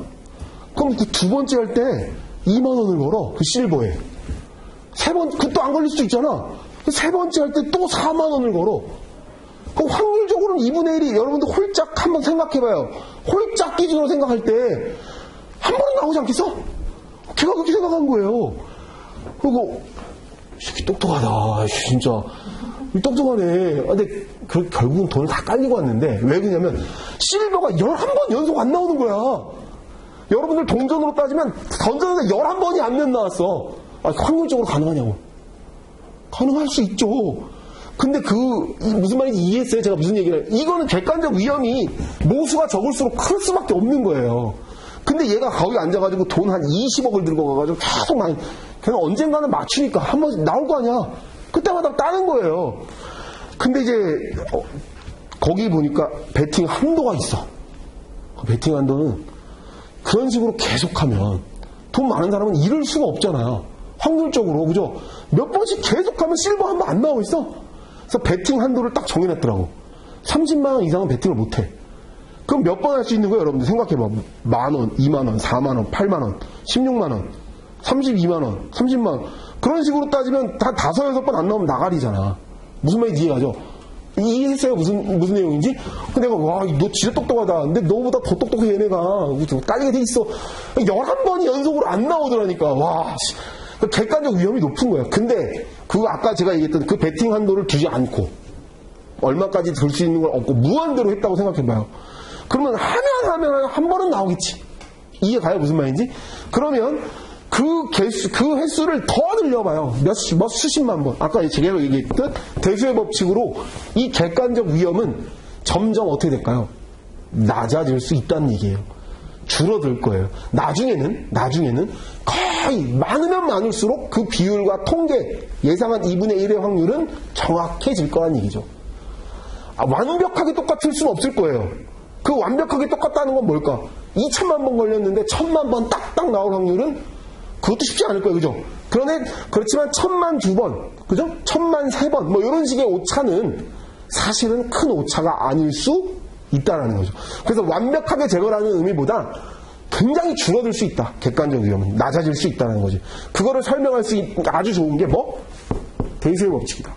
자, 이거 아마 기출됐던 문제일걸요? 객관적 위험을 제거할 수 있는 보험적 기법은 대수의 법칙. 이해 가시죠? 네. 한번 나중에 봐봐요. 기출문제 나와 있을 거야. 자, 그럼 객관적 위험은 아까 얘기했듯 실제 결과치와, 예상했던 결과치와 실제 결과치의 차이예요. 객관적 위험이니까 눈에 보이는 거잖아. 실제 난 이만큼 예상했는데, 예상치는 난 이만큼 했는데, 실제는 요만큼 발생했어. 요 차이를 객관적 위험이라고 말하고, 요 객관적 위험은 모수를 늘릴수록 줄일 수 있다. 이해 가시죠? 자, 그럼 이거와 비교되는, 객관적하고 반대되는 말이 뭘까? 주관적 위험이에요. 아까 제가 이 불확실성을, 개인의 위험을 생각하면서 이게 굉장히 주관적이라고 그랬죠? 그걸 설명하려는 거예요. 주관적 위험은 말 그대로 심리 상태에 따라 위험의 변화가 생길 수 있는 거예요. 이게 내 개인의 문제란 말이에요. 개인의 문제. 제 친구 중에 한 명 있어요. 걔는 맨날 술 먹어요. 대신증권 요즘에 막 옵티머스 때문에 물 많은데 걔는 그 비상장 대신증권 관리하는 그 친구인데 친구가 걔는 맨날 2시까지 술 먹어요. 그럼 맨날 6시 반에 어떻게 일어나? 난 진짜 하나도 못해. 그냥 돈을 많이 준다 그래도 못하겠어. 맨날 2시까지 막 술 먹고요. 맨날, 그리고 아침, 그냥 얼굴 탱해, 그냥 걔는 봐도. 그리고 맨날 아침 6시 출근해, 6시 반에 와서. 야, 니 진짜 대단하다니까. 나도 죽을 것 같아.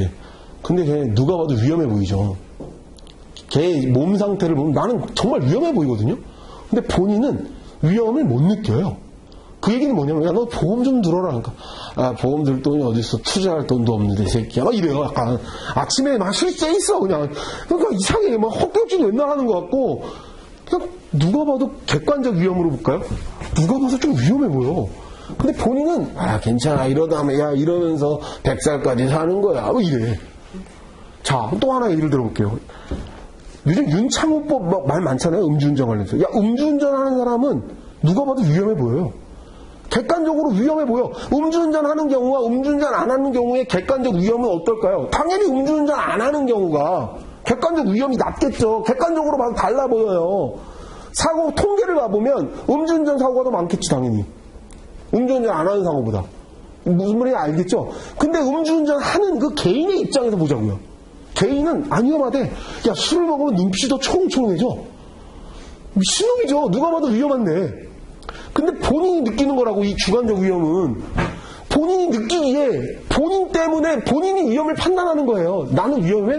난 위험하지 않아. 아까 얘기했듯 난 150. 누가 봐도 넌 100에 가까운데 본인은 안 느끼는 거야. 강정호 이런 데 있잖아. 걔가 돈이 없어? 걔도 엄청 많아요. 근데 음주운전 대리비 3만 원 없을까? 아니야. 주관적 위험이 낮은 거야. 왜?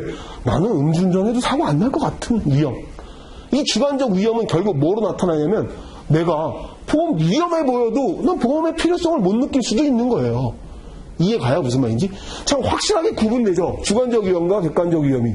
주관적 위험은 내 심리 상태가 반영되다 보니 위험해도 위험하다고 못 느낄 수도 있는 거예요. 자, 그러면 여기서 하나 더 표현할 수 있어요. 그럼 이 주관적 위험이 낮은 사람을, 주관적 위험을 높여야 보험회사는 보험을 가입하겠죠, 이 사람들이. 제가 지금 무슨 내용을 설명하려고 그러냐면, 주관적 위험이 낮아요. 음주운전 하면 안 돼, 임마. 음주운전 해가지고 폐가망신하고 이런 것만 얼마나 많아, 임마. 너 음주운전 하지 마. 라고 말해줘야 되겠죠. 그럼, 자, 우리가 보험을 공부하니까. 자, 그러면 보험사는 아까 얘기했던 이 모수가 많아야 된다며요. 자, 대한민국 전 모든 사람이 이 주관적 위험이 낮다면, 그럼 죽으면 죽지 뭐. 내 아들이 살아가겠지 뭐. 이런 마음을 갖고 있다면 생명보험 안 팔릴 거예요. 근데 내가 죽으면 우리 애들 어떻게 살아가지? 이런 이 주관적 위험에 대한 위험을 막 느끼게 해야 되지 않겠어요?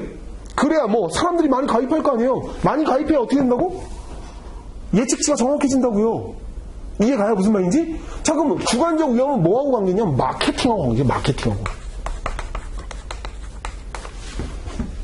왜? 이걸 끌어올려야 돼, 보험사는. 자, 그럼 여러분 옛날 광고에 그런 거 봤어요? 요즘은 그게 있어졌나 모르겠다. 옛날에 그 연예인 이름이 뭐야? 남자 연예인이 나와가지고 아이를 등에 업고 막 푸시업을 해요. 그러다가 탁 주저앉아. 그리고 이렇게 얘기하지. 이 행복 지켜야 되는데 내가 죽으면 어떡하지? 이러는 거. 아빠라면 누구나 다 생각할 수 있는 거 아니야? 그럼 뭐 가입할까? 당장 생명보험에 대해 전화한다고. 저 나이가요 42살이고요. 지금 보험료가 어떻게 되나요? 뭘 끌어올린 거예요? 보험사의 마케팅이. 그 아빠의 주관적 위험을 끌어올린 거예요. 이해가요? 무슨 말인지? 지금 제가 뭘 설명하는지 알겠죠? 그럼 주관적 위험을 끌어올려야 뭐가 맞아지는 거예요? 사람 수가 많이 몰려들 거 아니에요? 사람 수가 많이 몰려들어야 뭐가 되는 거예요? 보험자가 통계를 정확하게 예측할 수 있어지는 거예요. 이해 가시죠? 사실 이거를 하나하나 설명하거든요. 주관적 위험은 이겁니다. 객관적 위험은 이겁니다. 불확실성은 이렇게 하면 안 돼요. 이건 다 하나로 연결되지 않아요? 이게 보험 얘기가 다 하나로 연결되고 이게 또 계약법에서 이걸 어떻게 두고 있구나가 다 연결되는 거예요. 이게 이렇게 통으로 이해하고 공부하라고 저는 강조합니다. 그래야 전혀 생각하지 못하는 유형의 변수의 문제들이 나와도 여러분들이 최저 기준이 한 60점 이상을 맞을 수 이렇게 이해하고 있어요. 그럼 재밌잖아요. 이렇게 이해해야. 여러분들이 공부하는 보험이 얼마나 재밌는 공부인지를 알아야 되니까. 근데 이 주관적 위험은 그렇게 끌어올리는 거예요. 그러면 주관적 위험은 이럴 수도 있겠네. 자, 개인적이라고 그랬잖아요. 자, 개인적이라고 그랬죠. 개인적이라 그랬는데 아까 제가 말했던 그 친구의 예를 들어서 한번 설명을 해보면 걔하고 똑같은 위험에 처한 대신증권 직원이 있다고 치자고요. 걔도 맨날 2시까지 술 처먹고요. 술 먹고요. 술 마시고요. 술 마시고 새벽 6시 반에 출근을 합니다. 근데 얘는 달라요. 불안해. 나 이렇게 진짜 힘들다. 몸이 느껴지는 거죠. 아까 제 친구는 이러면서 100살까지 사는 거야고. 그 사람은 100살까지 사는 거야. 얘는 진짜 실존 인물이고요. 요 옆에는 지금 내가 여러분들이 예를 들기 위해서 실존 인물이 아니야. 걔는 불안해. 나 이렇게 언제까지 이렇게 살까? 힘들다. 이러다가 금방 죽을 수도 있을 것 같다. 그리고 점점 아침마다 눈이 더 충혈되는 것 같고 양치를 하는데 구역질도 많이 나는 것 같고 뭔가 이상하다. 안 되겠다. 보험사에 전화를 해요. 나 보험 가입하려고. 그 다음 달에 또 가입해. 그 다음 달에 또 가입해. 자, 똑같은 환경이죠. 뭐가 똑같을까? 얘네 둘의 객관적인 위험의 확률은 똑같아. 근데 본인의 심리 상태니까 똑같은 확률에서도 얘는 위험을 못 느끼는 거고 주관적 위험이 낮은 거고 제 친구는 주관적 위험이 낮은 거고 그 가상의 인물은 주관적 위험이 높겠죠. 자, 이게 뭘 설명하냐면 똑같은 동질의 위험이라 하더라도 주관적 심리 상태에 따라서 위험을 느끼는 정도의 차이는 있을 수 있는 거예요. 누구는 위험을 많이 느낄 수 있고요. 누구는 위험을 덜 느낄 수 있다는 거죠. 이해가시죠? 무슨 말인지. 그 위험이 덜 느끼는 사람들을 주관적 위험을 높여야, 마케팅을 높여야 보험사는 더 많은 모수들이 들어오겠죠. 그리고 통계가 맞아지겠지, 보험사는. 이해가시죠? 무슨 말인지. 그럼 그 주관적 위험에 미치는 요인들은 뭐가 있을까? 대표적인 게 뭘까? 교육. 재산 상태도 달라지겠죠. 부자들이 더 위험을 많이 느낄 수도 있는 거잖아요. 그죠? 지키고 싶은 게 많을 수 있잖아. 그죠? 자, 그럼 보험은 경제적인 거하고 굉장히 관련이 깊은 거예요. 여러분들 한번 생각해봐요. 내가 지금 당장 먹고 살 게 없어. 소말리아 가가지고 생명보험 팔아봐. 팔리냐고. 아프리카 가가지고 여러분 죽을 수 있습니다. 그럼 아이는 지금보다 더 영양실조지만 더 심한 영양실조로 걸리고, 지금도 죽겠는데 무슨 생명보험이야. 오늘 하루하루가 지옥인데. 무슨 말인지 이해가요? 경제적인 수준하고 굉장히 밀접한 관계가 있어요. 자, 소말리아에 가가지고 자동차도 안 다니는데 거기서 자동차 가입하면 대상치, 여러분들이 지나가다가 마차를 끌고 가다가 차를 박을 수도 있고, 이런 위험을 설명해봐야 몰라. 왜? 상태가 지금, 내 상태가 지금 그런 상태가 아니야. 그러면 교육, 재산, 지식, 그 다음 주변 환경도 요인을 미치겠죠. 아까 제가 얘기했던 대신증권 직원들 전부 다 이러면서 백세까지 사는 거야. 주변이 다 그러면 다 저러고 사는구나 이렇게 생각할 수 있잖아. 아니면 어떤 집단은 무조건 보험이야. 그래서 보험 설계사들이 영업할 때 우리는 전문 이제 업법을 여러분들 공부하니까 보험 모집인들은 한 대 가서 계속 파죠. 왜? 거기 일단 하나 물꼬가 튀었다. 거기 물꼬가 튀면 어떻게 되는 거야? 야, 이거 드니까 좋아. 그 다 비슷한 사람들이 모이잖아. 자, 제가 지금 뭘 설명하려 하냐면, 위험은 그 집단에 따라서도 다를 수 있는 거예요. 내가 처해져 있는 환경에 따라서도 다를 수 있는 거예요. 이해가시죠? 무슨 말인지. 굉장히 주관적이다. 굉장히 번역을 잘했죠? 서브젝티브 리스크, 주관적인 위험. 다를 수 있다. 이해하시고. 요 큰 두 가지 부류, 첫 번째 부류 이게. 자, 그럼 두 번째는 이제 이 내용을 이해하고, 자, 두 번째 부류는 이제 순수 리스크와 투기적 리스크로 구분이 돼요. 순수 리스크, 투기적 리스크는 지금 우리 리스크를 설명하고 있는 거예요. 그럼 투기적 리스크와 순수 리스크의 차이는, 이것도 시험에 나왔죠. 올해 순수 리스크가 시험에 나온 것 같아. 순수 리스크는 말 그대로 only 손해예요. only 리스크, only 손해가 나는 거예요. only 손해밖에 안 나. 그럼 대표적인 게 뭐가 있을까? 여러분들이 생각하는 손해라고 하면 우리 자연재해 하면 쉽게 이해할 수 있어요. 아니면 또 사람 상해 사망도 당연히 그럴 순수 위험일 수도 있는데, 대표적인 거 자연재해 같은 걸 생각해보면 순수 위험을 그냥 쉽게 이해할 수 있어요. 그럼 순수 위험과 반대된 투기적 위험은 좀 쓸까요? 순수 위험. 자, 이 위험 다 리스크라고 했어요. 순수 위험과 투기적 위험으로 구분하는데, 순수 위험은 only 로스만 나는 거야. only 손해만 나는 거. 지진, 태풍, 해일, 이런 거. 손해만 나죠, 그거. 지진이 나가지고, 땅이 갈라져가지고, 우리 가족이 갖고 있던 6명이 나눠있던 게 딱 6조각으로 갈라져서 우리가 이런 거 없어요. 지진은 그냥 손해야. 그죠? 손해야, 손해. 그죠? 투기적 리스크는 반대예요. 손해도 있지만, 로스도 생길 수가 있고요. 손해도 생길 수도 있고, 이익도 생길 수 있어요. 프로핏, 이익도 생길 수 있는 게 투기적이에요. 대표적인 게 뭘까? 주식 투자. 환율 리스크로 환치기 들어봤어요? 환치기? 환율에 녹고 나는 이런 투기적 리스크들을 두고 있어요. 좀 투기적 리스크 아까 제가 설명했어요. 한 번. 제 서번트 친구. 도박. 이런 게 대표적인 투기적 리스크예요. 자, 그럼 투기적 리스크랑 순수 리스크의 차이는, 순수 리스크는 only 손해. 그죠? 손해. 투기적 리스크는 손해도 있지만 이익도 있을 수 있어요. 이거에 대한 구분이 간헐적으로 시험에 나와요. 작년에 이게 시험에 나왔어. 그럼 작년에 보기로 준 게 뭐냐면, 순수 리스크는 다 위험만, 코로나 나와서 코로나로 인한 사망. 손해만 있잖아. 근데 보기에 이 투기적 위험을 찾아야 되는 거였는데, 환율 리스크 이런 거 나왔어요. 환율 리스크는 뭘까? 오를 수도 있어. 오르면 내가 돈 딸 수도 있는 거잖아. 그거 구분하는 문제가 작년 신문지에 나왔었거든요. 비교가 뭔지 알겠죠? 자, 그럼 좀 우리 더 깊이 가볼까요? 그러면, 자, 순수 위험은 아까 제가 얘기했듯 이거는 오직 손해만 생기는 거고, 이건 이익도 있을 수 있고 손해도 있을 수 있어요. 그죠? 자, 그럼 우리 보험에서 말하는 이 손해는 사실 리스크는 사실 불확실성은 아까도 저기 위에서 좀 더 간헐적으로 설명하면 더 좀 부연 설명을 하면, 불확실성은 이익의 불확실성도 있을 수 있는 거다. 이런 거 투기적 리스크처럼. 불확실한데, 내가 불확실한 걸 우리는 지금 자꾸 제가 손해의 입장에서 설명을 했죠? 내가 불안한, 이런 거 다 손해의 입장에서 설명했잖아. 불확실성은 내가 돈 딸 수 있는 불확실성도 있는 거 아니야, 사실은. 맞죠? 그건 이 투기적 리스크로 설명할 수 있는 거예요. 근데 우리가 공부하는 보험, 우리가 공부할 이 손해사정 이론은, 아까 제가 얘기했던 이 로스에 집중돼 있어요.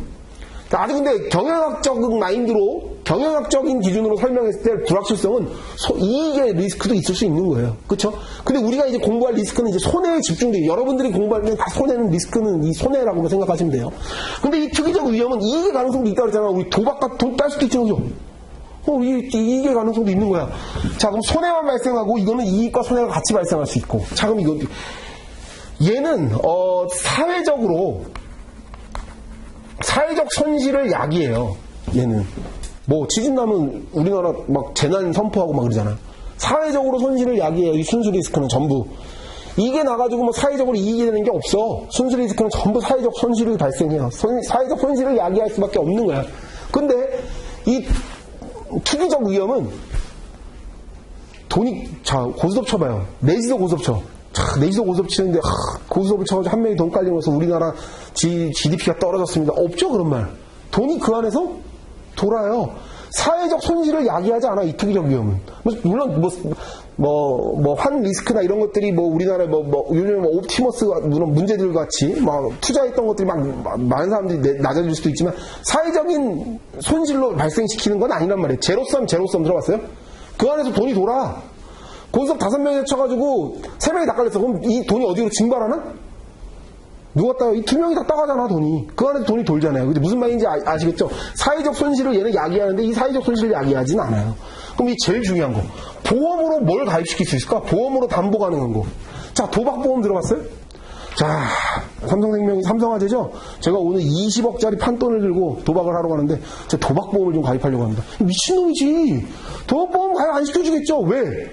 사회적으로 이거는 비난 가능성만 있을 뿐 아니라 그러면 좀 더 깊이 이해해볼까요? 도박보험이 왜 안 생길까? 왜 생길 수가 없을까? 투기적 위험을 왜 담보할 수가 없냐면 아까 제가 얘기했죠. 이 불안감 속에 살잖아요. 이 불안감 때문에 돈 깔릴지도 모르는 불확실성. 물론 불확실성이에요, 그거는. 불확실성에 존재하는 건 맞으나, 자, 불확실성뿐만 아니라, 이건 이제 뒤에 가면 공부하겠는데, 조금 지금 맛배기만 보이면, 우리 보험회사에 보험 가입할 때, 당연히 순수 보험료만 내진 않아요. 뭐가 들어갈까? 보험사에 뭐가 들어갈까? 보험료 안에. 보험사에 경비들이 포함되어 있어요. 자, 그럼 이렇게 이해해야 되지. 내가 도박보험을 가입한다는 건 내 경비를 일정 부분 담보하면서까지 보험을 들어야 되는 거예요. 그렇게 가입할 도박쟁이가 어딨냐고. 내가 20억 깔릴 수도 있기 때문에 보험을 쳐놓는다. 이런 존재하지 않아, 이 부가보험료 자체가. 그러니까 순보험료만 있다면 혹여 있을 수도 있지만 그럴 수가 없다고. 보험사는 이문을 챙겨야 되기 때문에 이 부가보험료가 존재하고 그 부가보험료 때문에 생겨날 수가 없어. 도박보험은 당연히 생길 수도 없고 이 투기적 위험은 보험으로 가입하기가 어려워. 보험 담보가 안 돼. 그리고 보험 담보가 안 된다는 건 왜 그러냐면 보험 담보 안 된다는 건 첫 번째 뭐냐면 이 통계가 안 되잖아. 통계가. 이게 굉장히 중요하다고 했잖아요. 보험은. 통계가 중요하잖아. 통계가 이게 적용되지 않기 때문이에요. 보험은 자 이렇게 이해하시면 되죠. 지진이 매년 통계가 나오겠지. 지진이 매년 1년에 어떤 부분 생겨난다. 사람은 보통 60세부터 조금 몸이 좀 망가지기 시작해가지고 더 빨리 망가질 수도 있겠지만 여명표 이런 게 나오잖아요. 2019년 여명. 지금 30 몇 살에 살고 있는 사람은 통상적으로 79세까지 살더라. 여자 남자를 좀 구분시키기도 하고 이런 통계가 나온단 말이에요. 그걸 가지고 뭘 산정할까? 보험사는 생명보험료를 산정하겠지. 이 사람이 이만큼 살아가니까 우리는 돈을 이만큼씩 받아가면 이 통계치를 적용할 거 아니에요. 이런 게 적용된다고. 이 통계가 아니에요. 통계가 순수 리스크는 통계가 가능하니까. 통계가 가능하다는 건 뭘까? 보험으로 가입할 수 있다는 거죠. 보험으로 담보시킬 수 있다는 거예요. 순수 리스크하고 투기적 리스크. 쉽게 투기적 리스크하고 순수 리스크를 그냥 제가 투기적 리스크는 보험으로 가입할 수가 없고 그냥 도박보험 이렇게 이해하세요. 가입할 수 없는 거잖아. 그리고 예측하기가 어렵다. 그리고 예측이 안 된다는 건 이익이 생길 수도 있고 손해가 생길 수도 있는 거고, 순수 리스크는 뭐다? 손해만 있는 거다. 보험으로 가입시킬 수 있고 사회적인 손실을 야기한다. 순수 리스크는. 근데 투기적 리스크는 사회적인 손실을 야기하지 않고 거기 있는 사람이 돈 딸 수도 있다. 반드시 사회적 손실을 야기하는 건 아니다. 이렇게 비교하시고. 자, 요 두 개념이 굉장히 시험에 제일 많이 빈번하게 출제되는 주관적 위험, 객관적 위험, 그 다음에 순수 위험과 투기적 위험이 아주 많이 출제되고요. 또 나왔던 게 특정 리스크. 특정 리스크와 근원적 리스크. 요거 이게 뭐 좀 쉽게 설명하면 특정 리스크는 한 개인에게 특정된 걸 말해요. 그럼 뭐가 있을까? 내 기준에서 이해하면 나는 내 특정 리스크, 윤석열의 특정 리스크는요. 화재. 제가 운전 거칠게 하거든요. 자동차 보험 사고로 인한 배상 책임. 뭐 그리고 나 개인적인 리스크, 나 죽을 수도 있잖아요, 그죠? 사망. 이렇게 이해하면 돼요. 개인에게 집중된 리스크라고 생각하시면 돼요. 그럼 이 근원적 리스크는 우리나라 막 주식 투자할 때 제일 먼저 우리나라 기준에서 외국인들이 우리나라에 투자 못하는 첫 번째가 뭔지 알아요? 지금 뭐 사회가 좋아져. 대북 리스크. 그리고 우리나라 CEO들의 문제, CEO 리스크. 이런 것들을 우리나라 외국인 투자자들이 못한 이 우리나라 자체가 갖고 있는 근원적인 리스크를 말하는 거예요. 차이를 먼저 이해하셨어요? 말 속에서 차이가 있겠죠. 특정된 리스크하고 근원 리스크는 사회 전반이 갖고 있는 리스크들을 말하는 거예요. 이해 가시죠? 무슨 말인지. 요 차이. 그 다음, 이거는 이제 말 속에 그대로 나와 있죠. 정태적 리스크하고, 그 다음에 동태적 리스크. 글씨 너무 날렸었나? 뭐, 알아보겠죠? 동태적 리스크. 정태적 리스크는 변하지 않는 것들, 시간의 흐름에 따라서 많이 변하지 않는 것들을 말하고요. 동태적 리스크는 막 변하는 것. 그럼 막 변하는 게 뭐 있을까? 환율 리스크, 뭐 여러 가지 정책, 뭐 여러 가지 리스크들이 발생될 수 있겠죠. 막 급변하는 것들. 정태적 리스크는 어떤 걸 설명하냐면 제가 예전에 어렸을 때 제일 위험하고 무서웠던 게 뭐냐면 전 백두산 천지가 제일 무서웠어요. 너 제일 무서운 게 뭐니? 나 백두산 화산 난 다음에 화산이 그렇게 무서웠어요. 근데 내가 지금 우리 아들한테도 물어보거든요. 니 제일 무서운 게 뭐냐? 하와이가 제일 무섭대. 왜? 나 자기 유치원 친구가 하와이 갔는데 그때 화산 폭발했대요. 걔도 화산을 무서워하고 있어. 그때나 지금이나 화산 폭발의 확률은 극히 낮아요. 시간의 흐름이 크지 않아. 제가 무슨 얘기를 하는지 알겠죠? 변화가 크지 않아. 이 정체적 리스크는 걔가 느끼는 위험과 내가 느끼는 위험에 큰 차이가 없어. 우리 아들과 저의 리스크 차이에서. 근데 이 동태적 리스크는 시장 리스크라고 이해하시면 돼요. 하루에 따라 달라지죠. 급변한단 말이에요. 뭐 인플레이션 이런 것들이 다 이런 동태적 리스크를 말하는 거예요. 이해 가세요? 무슨 말인지? 막 변하니까. 자, 그러면 일반적인 기준에서 이해할 때 보험사 기준에서 우리 통계를 얘기했으니까 자, 통계를 예측하기 가장 쉬운 리스크들은 뭘까요? 자, 이걸 다 비교해봐. 지금 제가 쫙 준 거. 이거 통계 어느 정도 맞아지겠죠? 이건 막 변하니까 맞추기 어려울 거고, 그죠? 특정 리스크하고 그런 리스크 중에서 뭘 더 맞추기 쉬울 거예요, 보험사가. 이걸 통계로 적용하기 쉽겠죠. 개인에게 집중된 거, 이건 사회 전체적으로 막 움직이니까. 이거는 당연히 순수 위험이 더 예측하기 쉬울 거고. 꼭 무조건이라는 건 아니에요, 일반적으로. 보험 부보의 가능성. 어렵지 않죠? 그러면 여기 기준에서 순수 위험과 투기적 위험이 시험에 제일 많이 나왔고, 이것도 한 번씩 시험에 나왔어요. 내용만 이해하고 계시면 돼요. 뭔지 알겠죠? 말 속에서 느껴지잖아. 특정은 한 명에게 집중된 거, 개인에게 집중된 거라고 생각하시면 되고, 근원적 리스크는 전체가 차여져 있는 위험이라고 생각하면 되는 거고, 그죠? 그리고 정태적, 동태적은 말 속에 그대로 나타난 거죠. 시간의 흐름에 따라 별로 변하지 않는 리스크. 동태적 리스크는 막 변하는 거. 시장 환경에 따라 막 변하는 리스크들을 말하는 거예요. 자, 교재 볼게요, 이제. 자, 19페이지부터.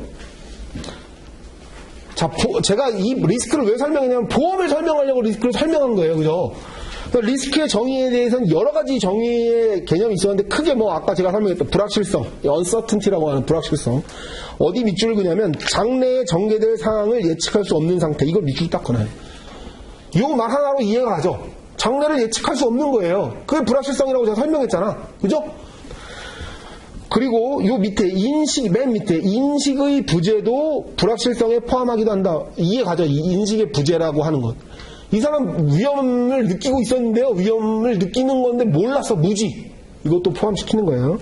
자, 그럼 그 밑에 나와 있는 편차. 이거는 예측이라고 우리가 얘기하죠. 사고 발생, 예상한 결과와 발생한 결과의 차이. 베리에이션이라고 하는 이 편차. 예상 결과와 발생 결과의 편차. 그럼 편차가 클수록 리스크가 큰 거예요. 보험사 기준에서는 편차가 많을수록 예측을 못하는 거 아니야. 뭐 언제 예측할 수 없는 이 리스크가 크다라고 말하는 거고, 아까 얘가 탄착은 정확하게 형성, 이 리스크가 적은 거지. 왜? 편차가 적잖아. 매일 화장이 똑같다고요. 눈썹을 매일 똑같아. 0.1mm도 안 틀려. 아주 쓰는 양도 이런 게 편차가 적은 거예요. 이해 가시죠? 자, 자, 그 뒤에 부분들은 이거 이해하지 마시고 나중에 영 시간이 남으면 그때 읽어요. 20페이지는. 자, 리스크와 보험, 불확실성과 보험, 통계학적 의무의 리스크와 보험, 이 부분을 읽어봐요. 제가 내용 설명한 걸 다 풀어 써놓은 거예요. 요거 한번 읽어보시면 되고. 자, 리스크의 분류. 리스크의 분류 지금 설명한 거. 제일 중요한 건 객관적 리스크하고 주관적 리스크가 시험에 제일 많이 나오고, 객관적 리스크와 주관적, 서브젝티브 리스크와 오브젝티브 리스크를 구분할 때를 이해해야 될 게 불확실성과 편차도 같이 이해해야 돼. 그 같은 맥락에서 이걸 이해하시는 게 이해가 갑니다. 그냥 단편적으로 이해하지 마시라는 얘기예요, 제가. 이해 가시죠? 무슨 말인지? 자, 객관적 리스크는 예상 손실과 실제 손실의 차이고, 통계적 기법으로 이걸 줄일 수 있다고 그랬죠, 아까. 어떤? 많이 모으면 이건 줄어든다. 주관적 리스크는 교육, 지식, 환경, 재산 수준, 성격, 이런 것들과 밀접한 관계가 있어가지고 누가 봐도 동일한 리스크라 할지라도 다를 수 있는 거예요. 주관적 리스크는 개인의 심리 상태가 반영돼서 나타낸 리스크. 여기서 밑줄 그어놓고 그 밑에 측정 및 예측이 불가능한 거지. 왜? 개인적인 상태니까 이거는 예측하거나 이런 게 아니야. 객관적 위험처럼 뭐 예측하거나 이런 상태가 아니라 개인마다 다 다를 수 있는 거예요. 이 밑에 3번 있죠? 그 각주 3번에 있는 거. 그거 별표. 각주, 그 밑에, 각주 3번. 각주 2가 대수의 법칙을 설명한 거고, 각주 3이 지금 제가 말한 거예요. 주관적 리스크는 객관적 리스크가 동일하다 하더라도 다 다를 수 있는 거예요. 이해가시죠? 네. 굉장히 중요하다. 자, 그러면 이렇게 봐요. 아까 조금, 여기 이런 설명을 이해하면 되겠지. 지금 주관적 리스크는, 지금 주관적 리스크는, 아까 그, 마을 기준으로 생각해봐요. 집이 한 채가 불탔지. 한 채가 불탔을 때 그 한 명은 막 벌벌 떨 거 아니야. 우리 집이 100명이 다 떨 거야. 한 집이 타면 어떡하나. 그 집이 내 집이 될 수도 있잖아. 불확실성에 있겠죠. 주관적 위험이 막 급등된다고, 높아진다고. 근데 보험사 뒤에서 이렇게 볼 때는 어떨 것 같아요? 어느 집이 타든 한 집이 타겠지. 이 집이 타든 저 집이 타든 한 집 타는 거 아니야. 보험사 입장에서 리스크가 있는 거 없는 거야? 없는 거야. 어느 집이든 한 집이 타는 거지. 그럼 보험사 기준에서 리스크는 뭘까? 두 집이 타면 안 되는데 이게 리스크인 거야. 이해가요? 무슨 말인지? 완전 관점이 다르죠? 이거 두 집 타면 큰일 난다, 이거. 왜냐면 나는 한 집으로 예상했는데. 이해 가시죠? 주관적인 리스크와 이 바라보는 시각에 따라 리스크가 완전 다 다른 거야. 이해가, 불확실성과 편차의 기준으로 이해하면. 이해 가셨죠? 네. 그 내용 잘 정리해놔요. 자, 순수 리스크와 투기적 리스크. 순수 리스크는 이익의 가능성이 전혀 없고, 로스, 오직 손실만 가능한 리스크를 말한다. 교통사고, 사망, 질병, 화재, 이런 것들을 말하고, 통계치에 의한 예측, 여기 뭐 말이 좀 안 맞네? 오타네. 예측하여, 통계를 예측해서 대수의 법칙을 적용할 수 있어요. 이 순수 리스크는. 대수의 법칙 적용할 수 있는 거고, 투기적 리스크는 도박, 사업, 주식, 뭐 이런 투자 리스크, 그러니까 손실과 이익이 같이 존재하는 리스크를 말해요. 그러니까 요 그림을 잘 이해해 놓으세요. 사회적 손실을 야기하고, 얘는 사회적 손실을 야기하지 않고, 얘는 보험으로 가입할 수 있는데, 얘는 보험으로 담보하기 어렵다. 이렇게까지 정리해 놓으십시오. 순수 리스크와 투기적 리스크의 구분. 자, 특정 리스크와 근원 리스크. 특정 리스크는 아까 개인에게 국한된 걸 말해요. 특정인에게.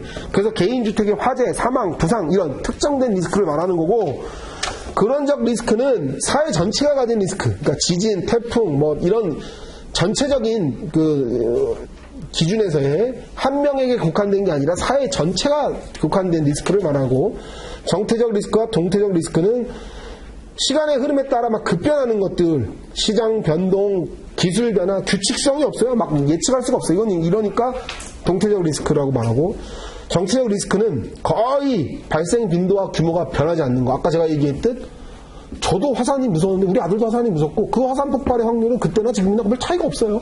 지구가 점점 뜨거워져가지고 뭐 화산 폭발의 확률이 높아진다고 하는데 큰 변화가 없다는 거죠. 시간의 흐름에 따라.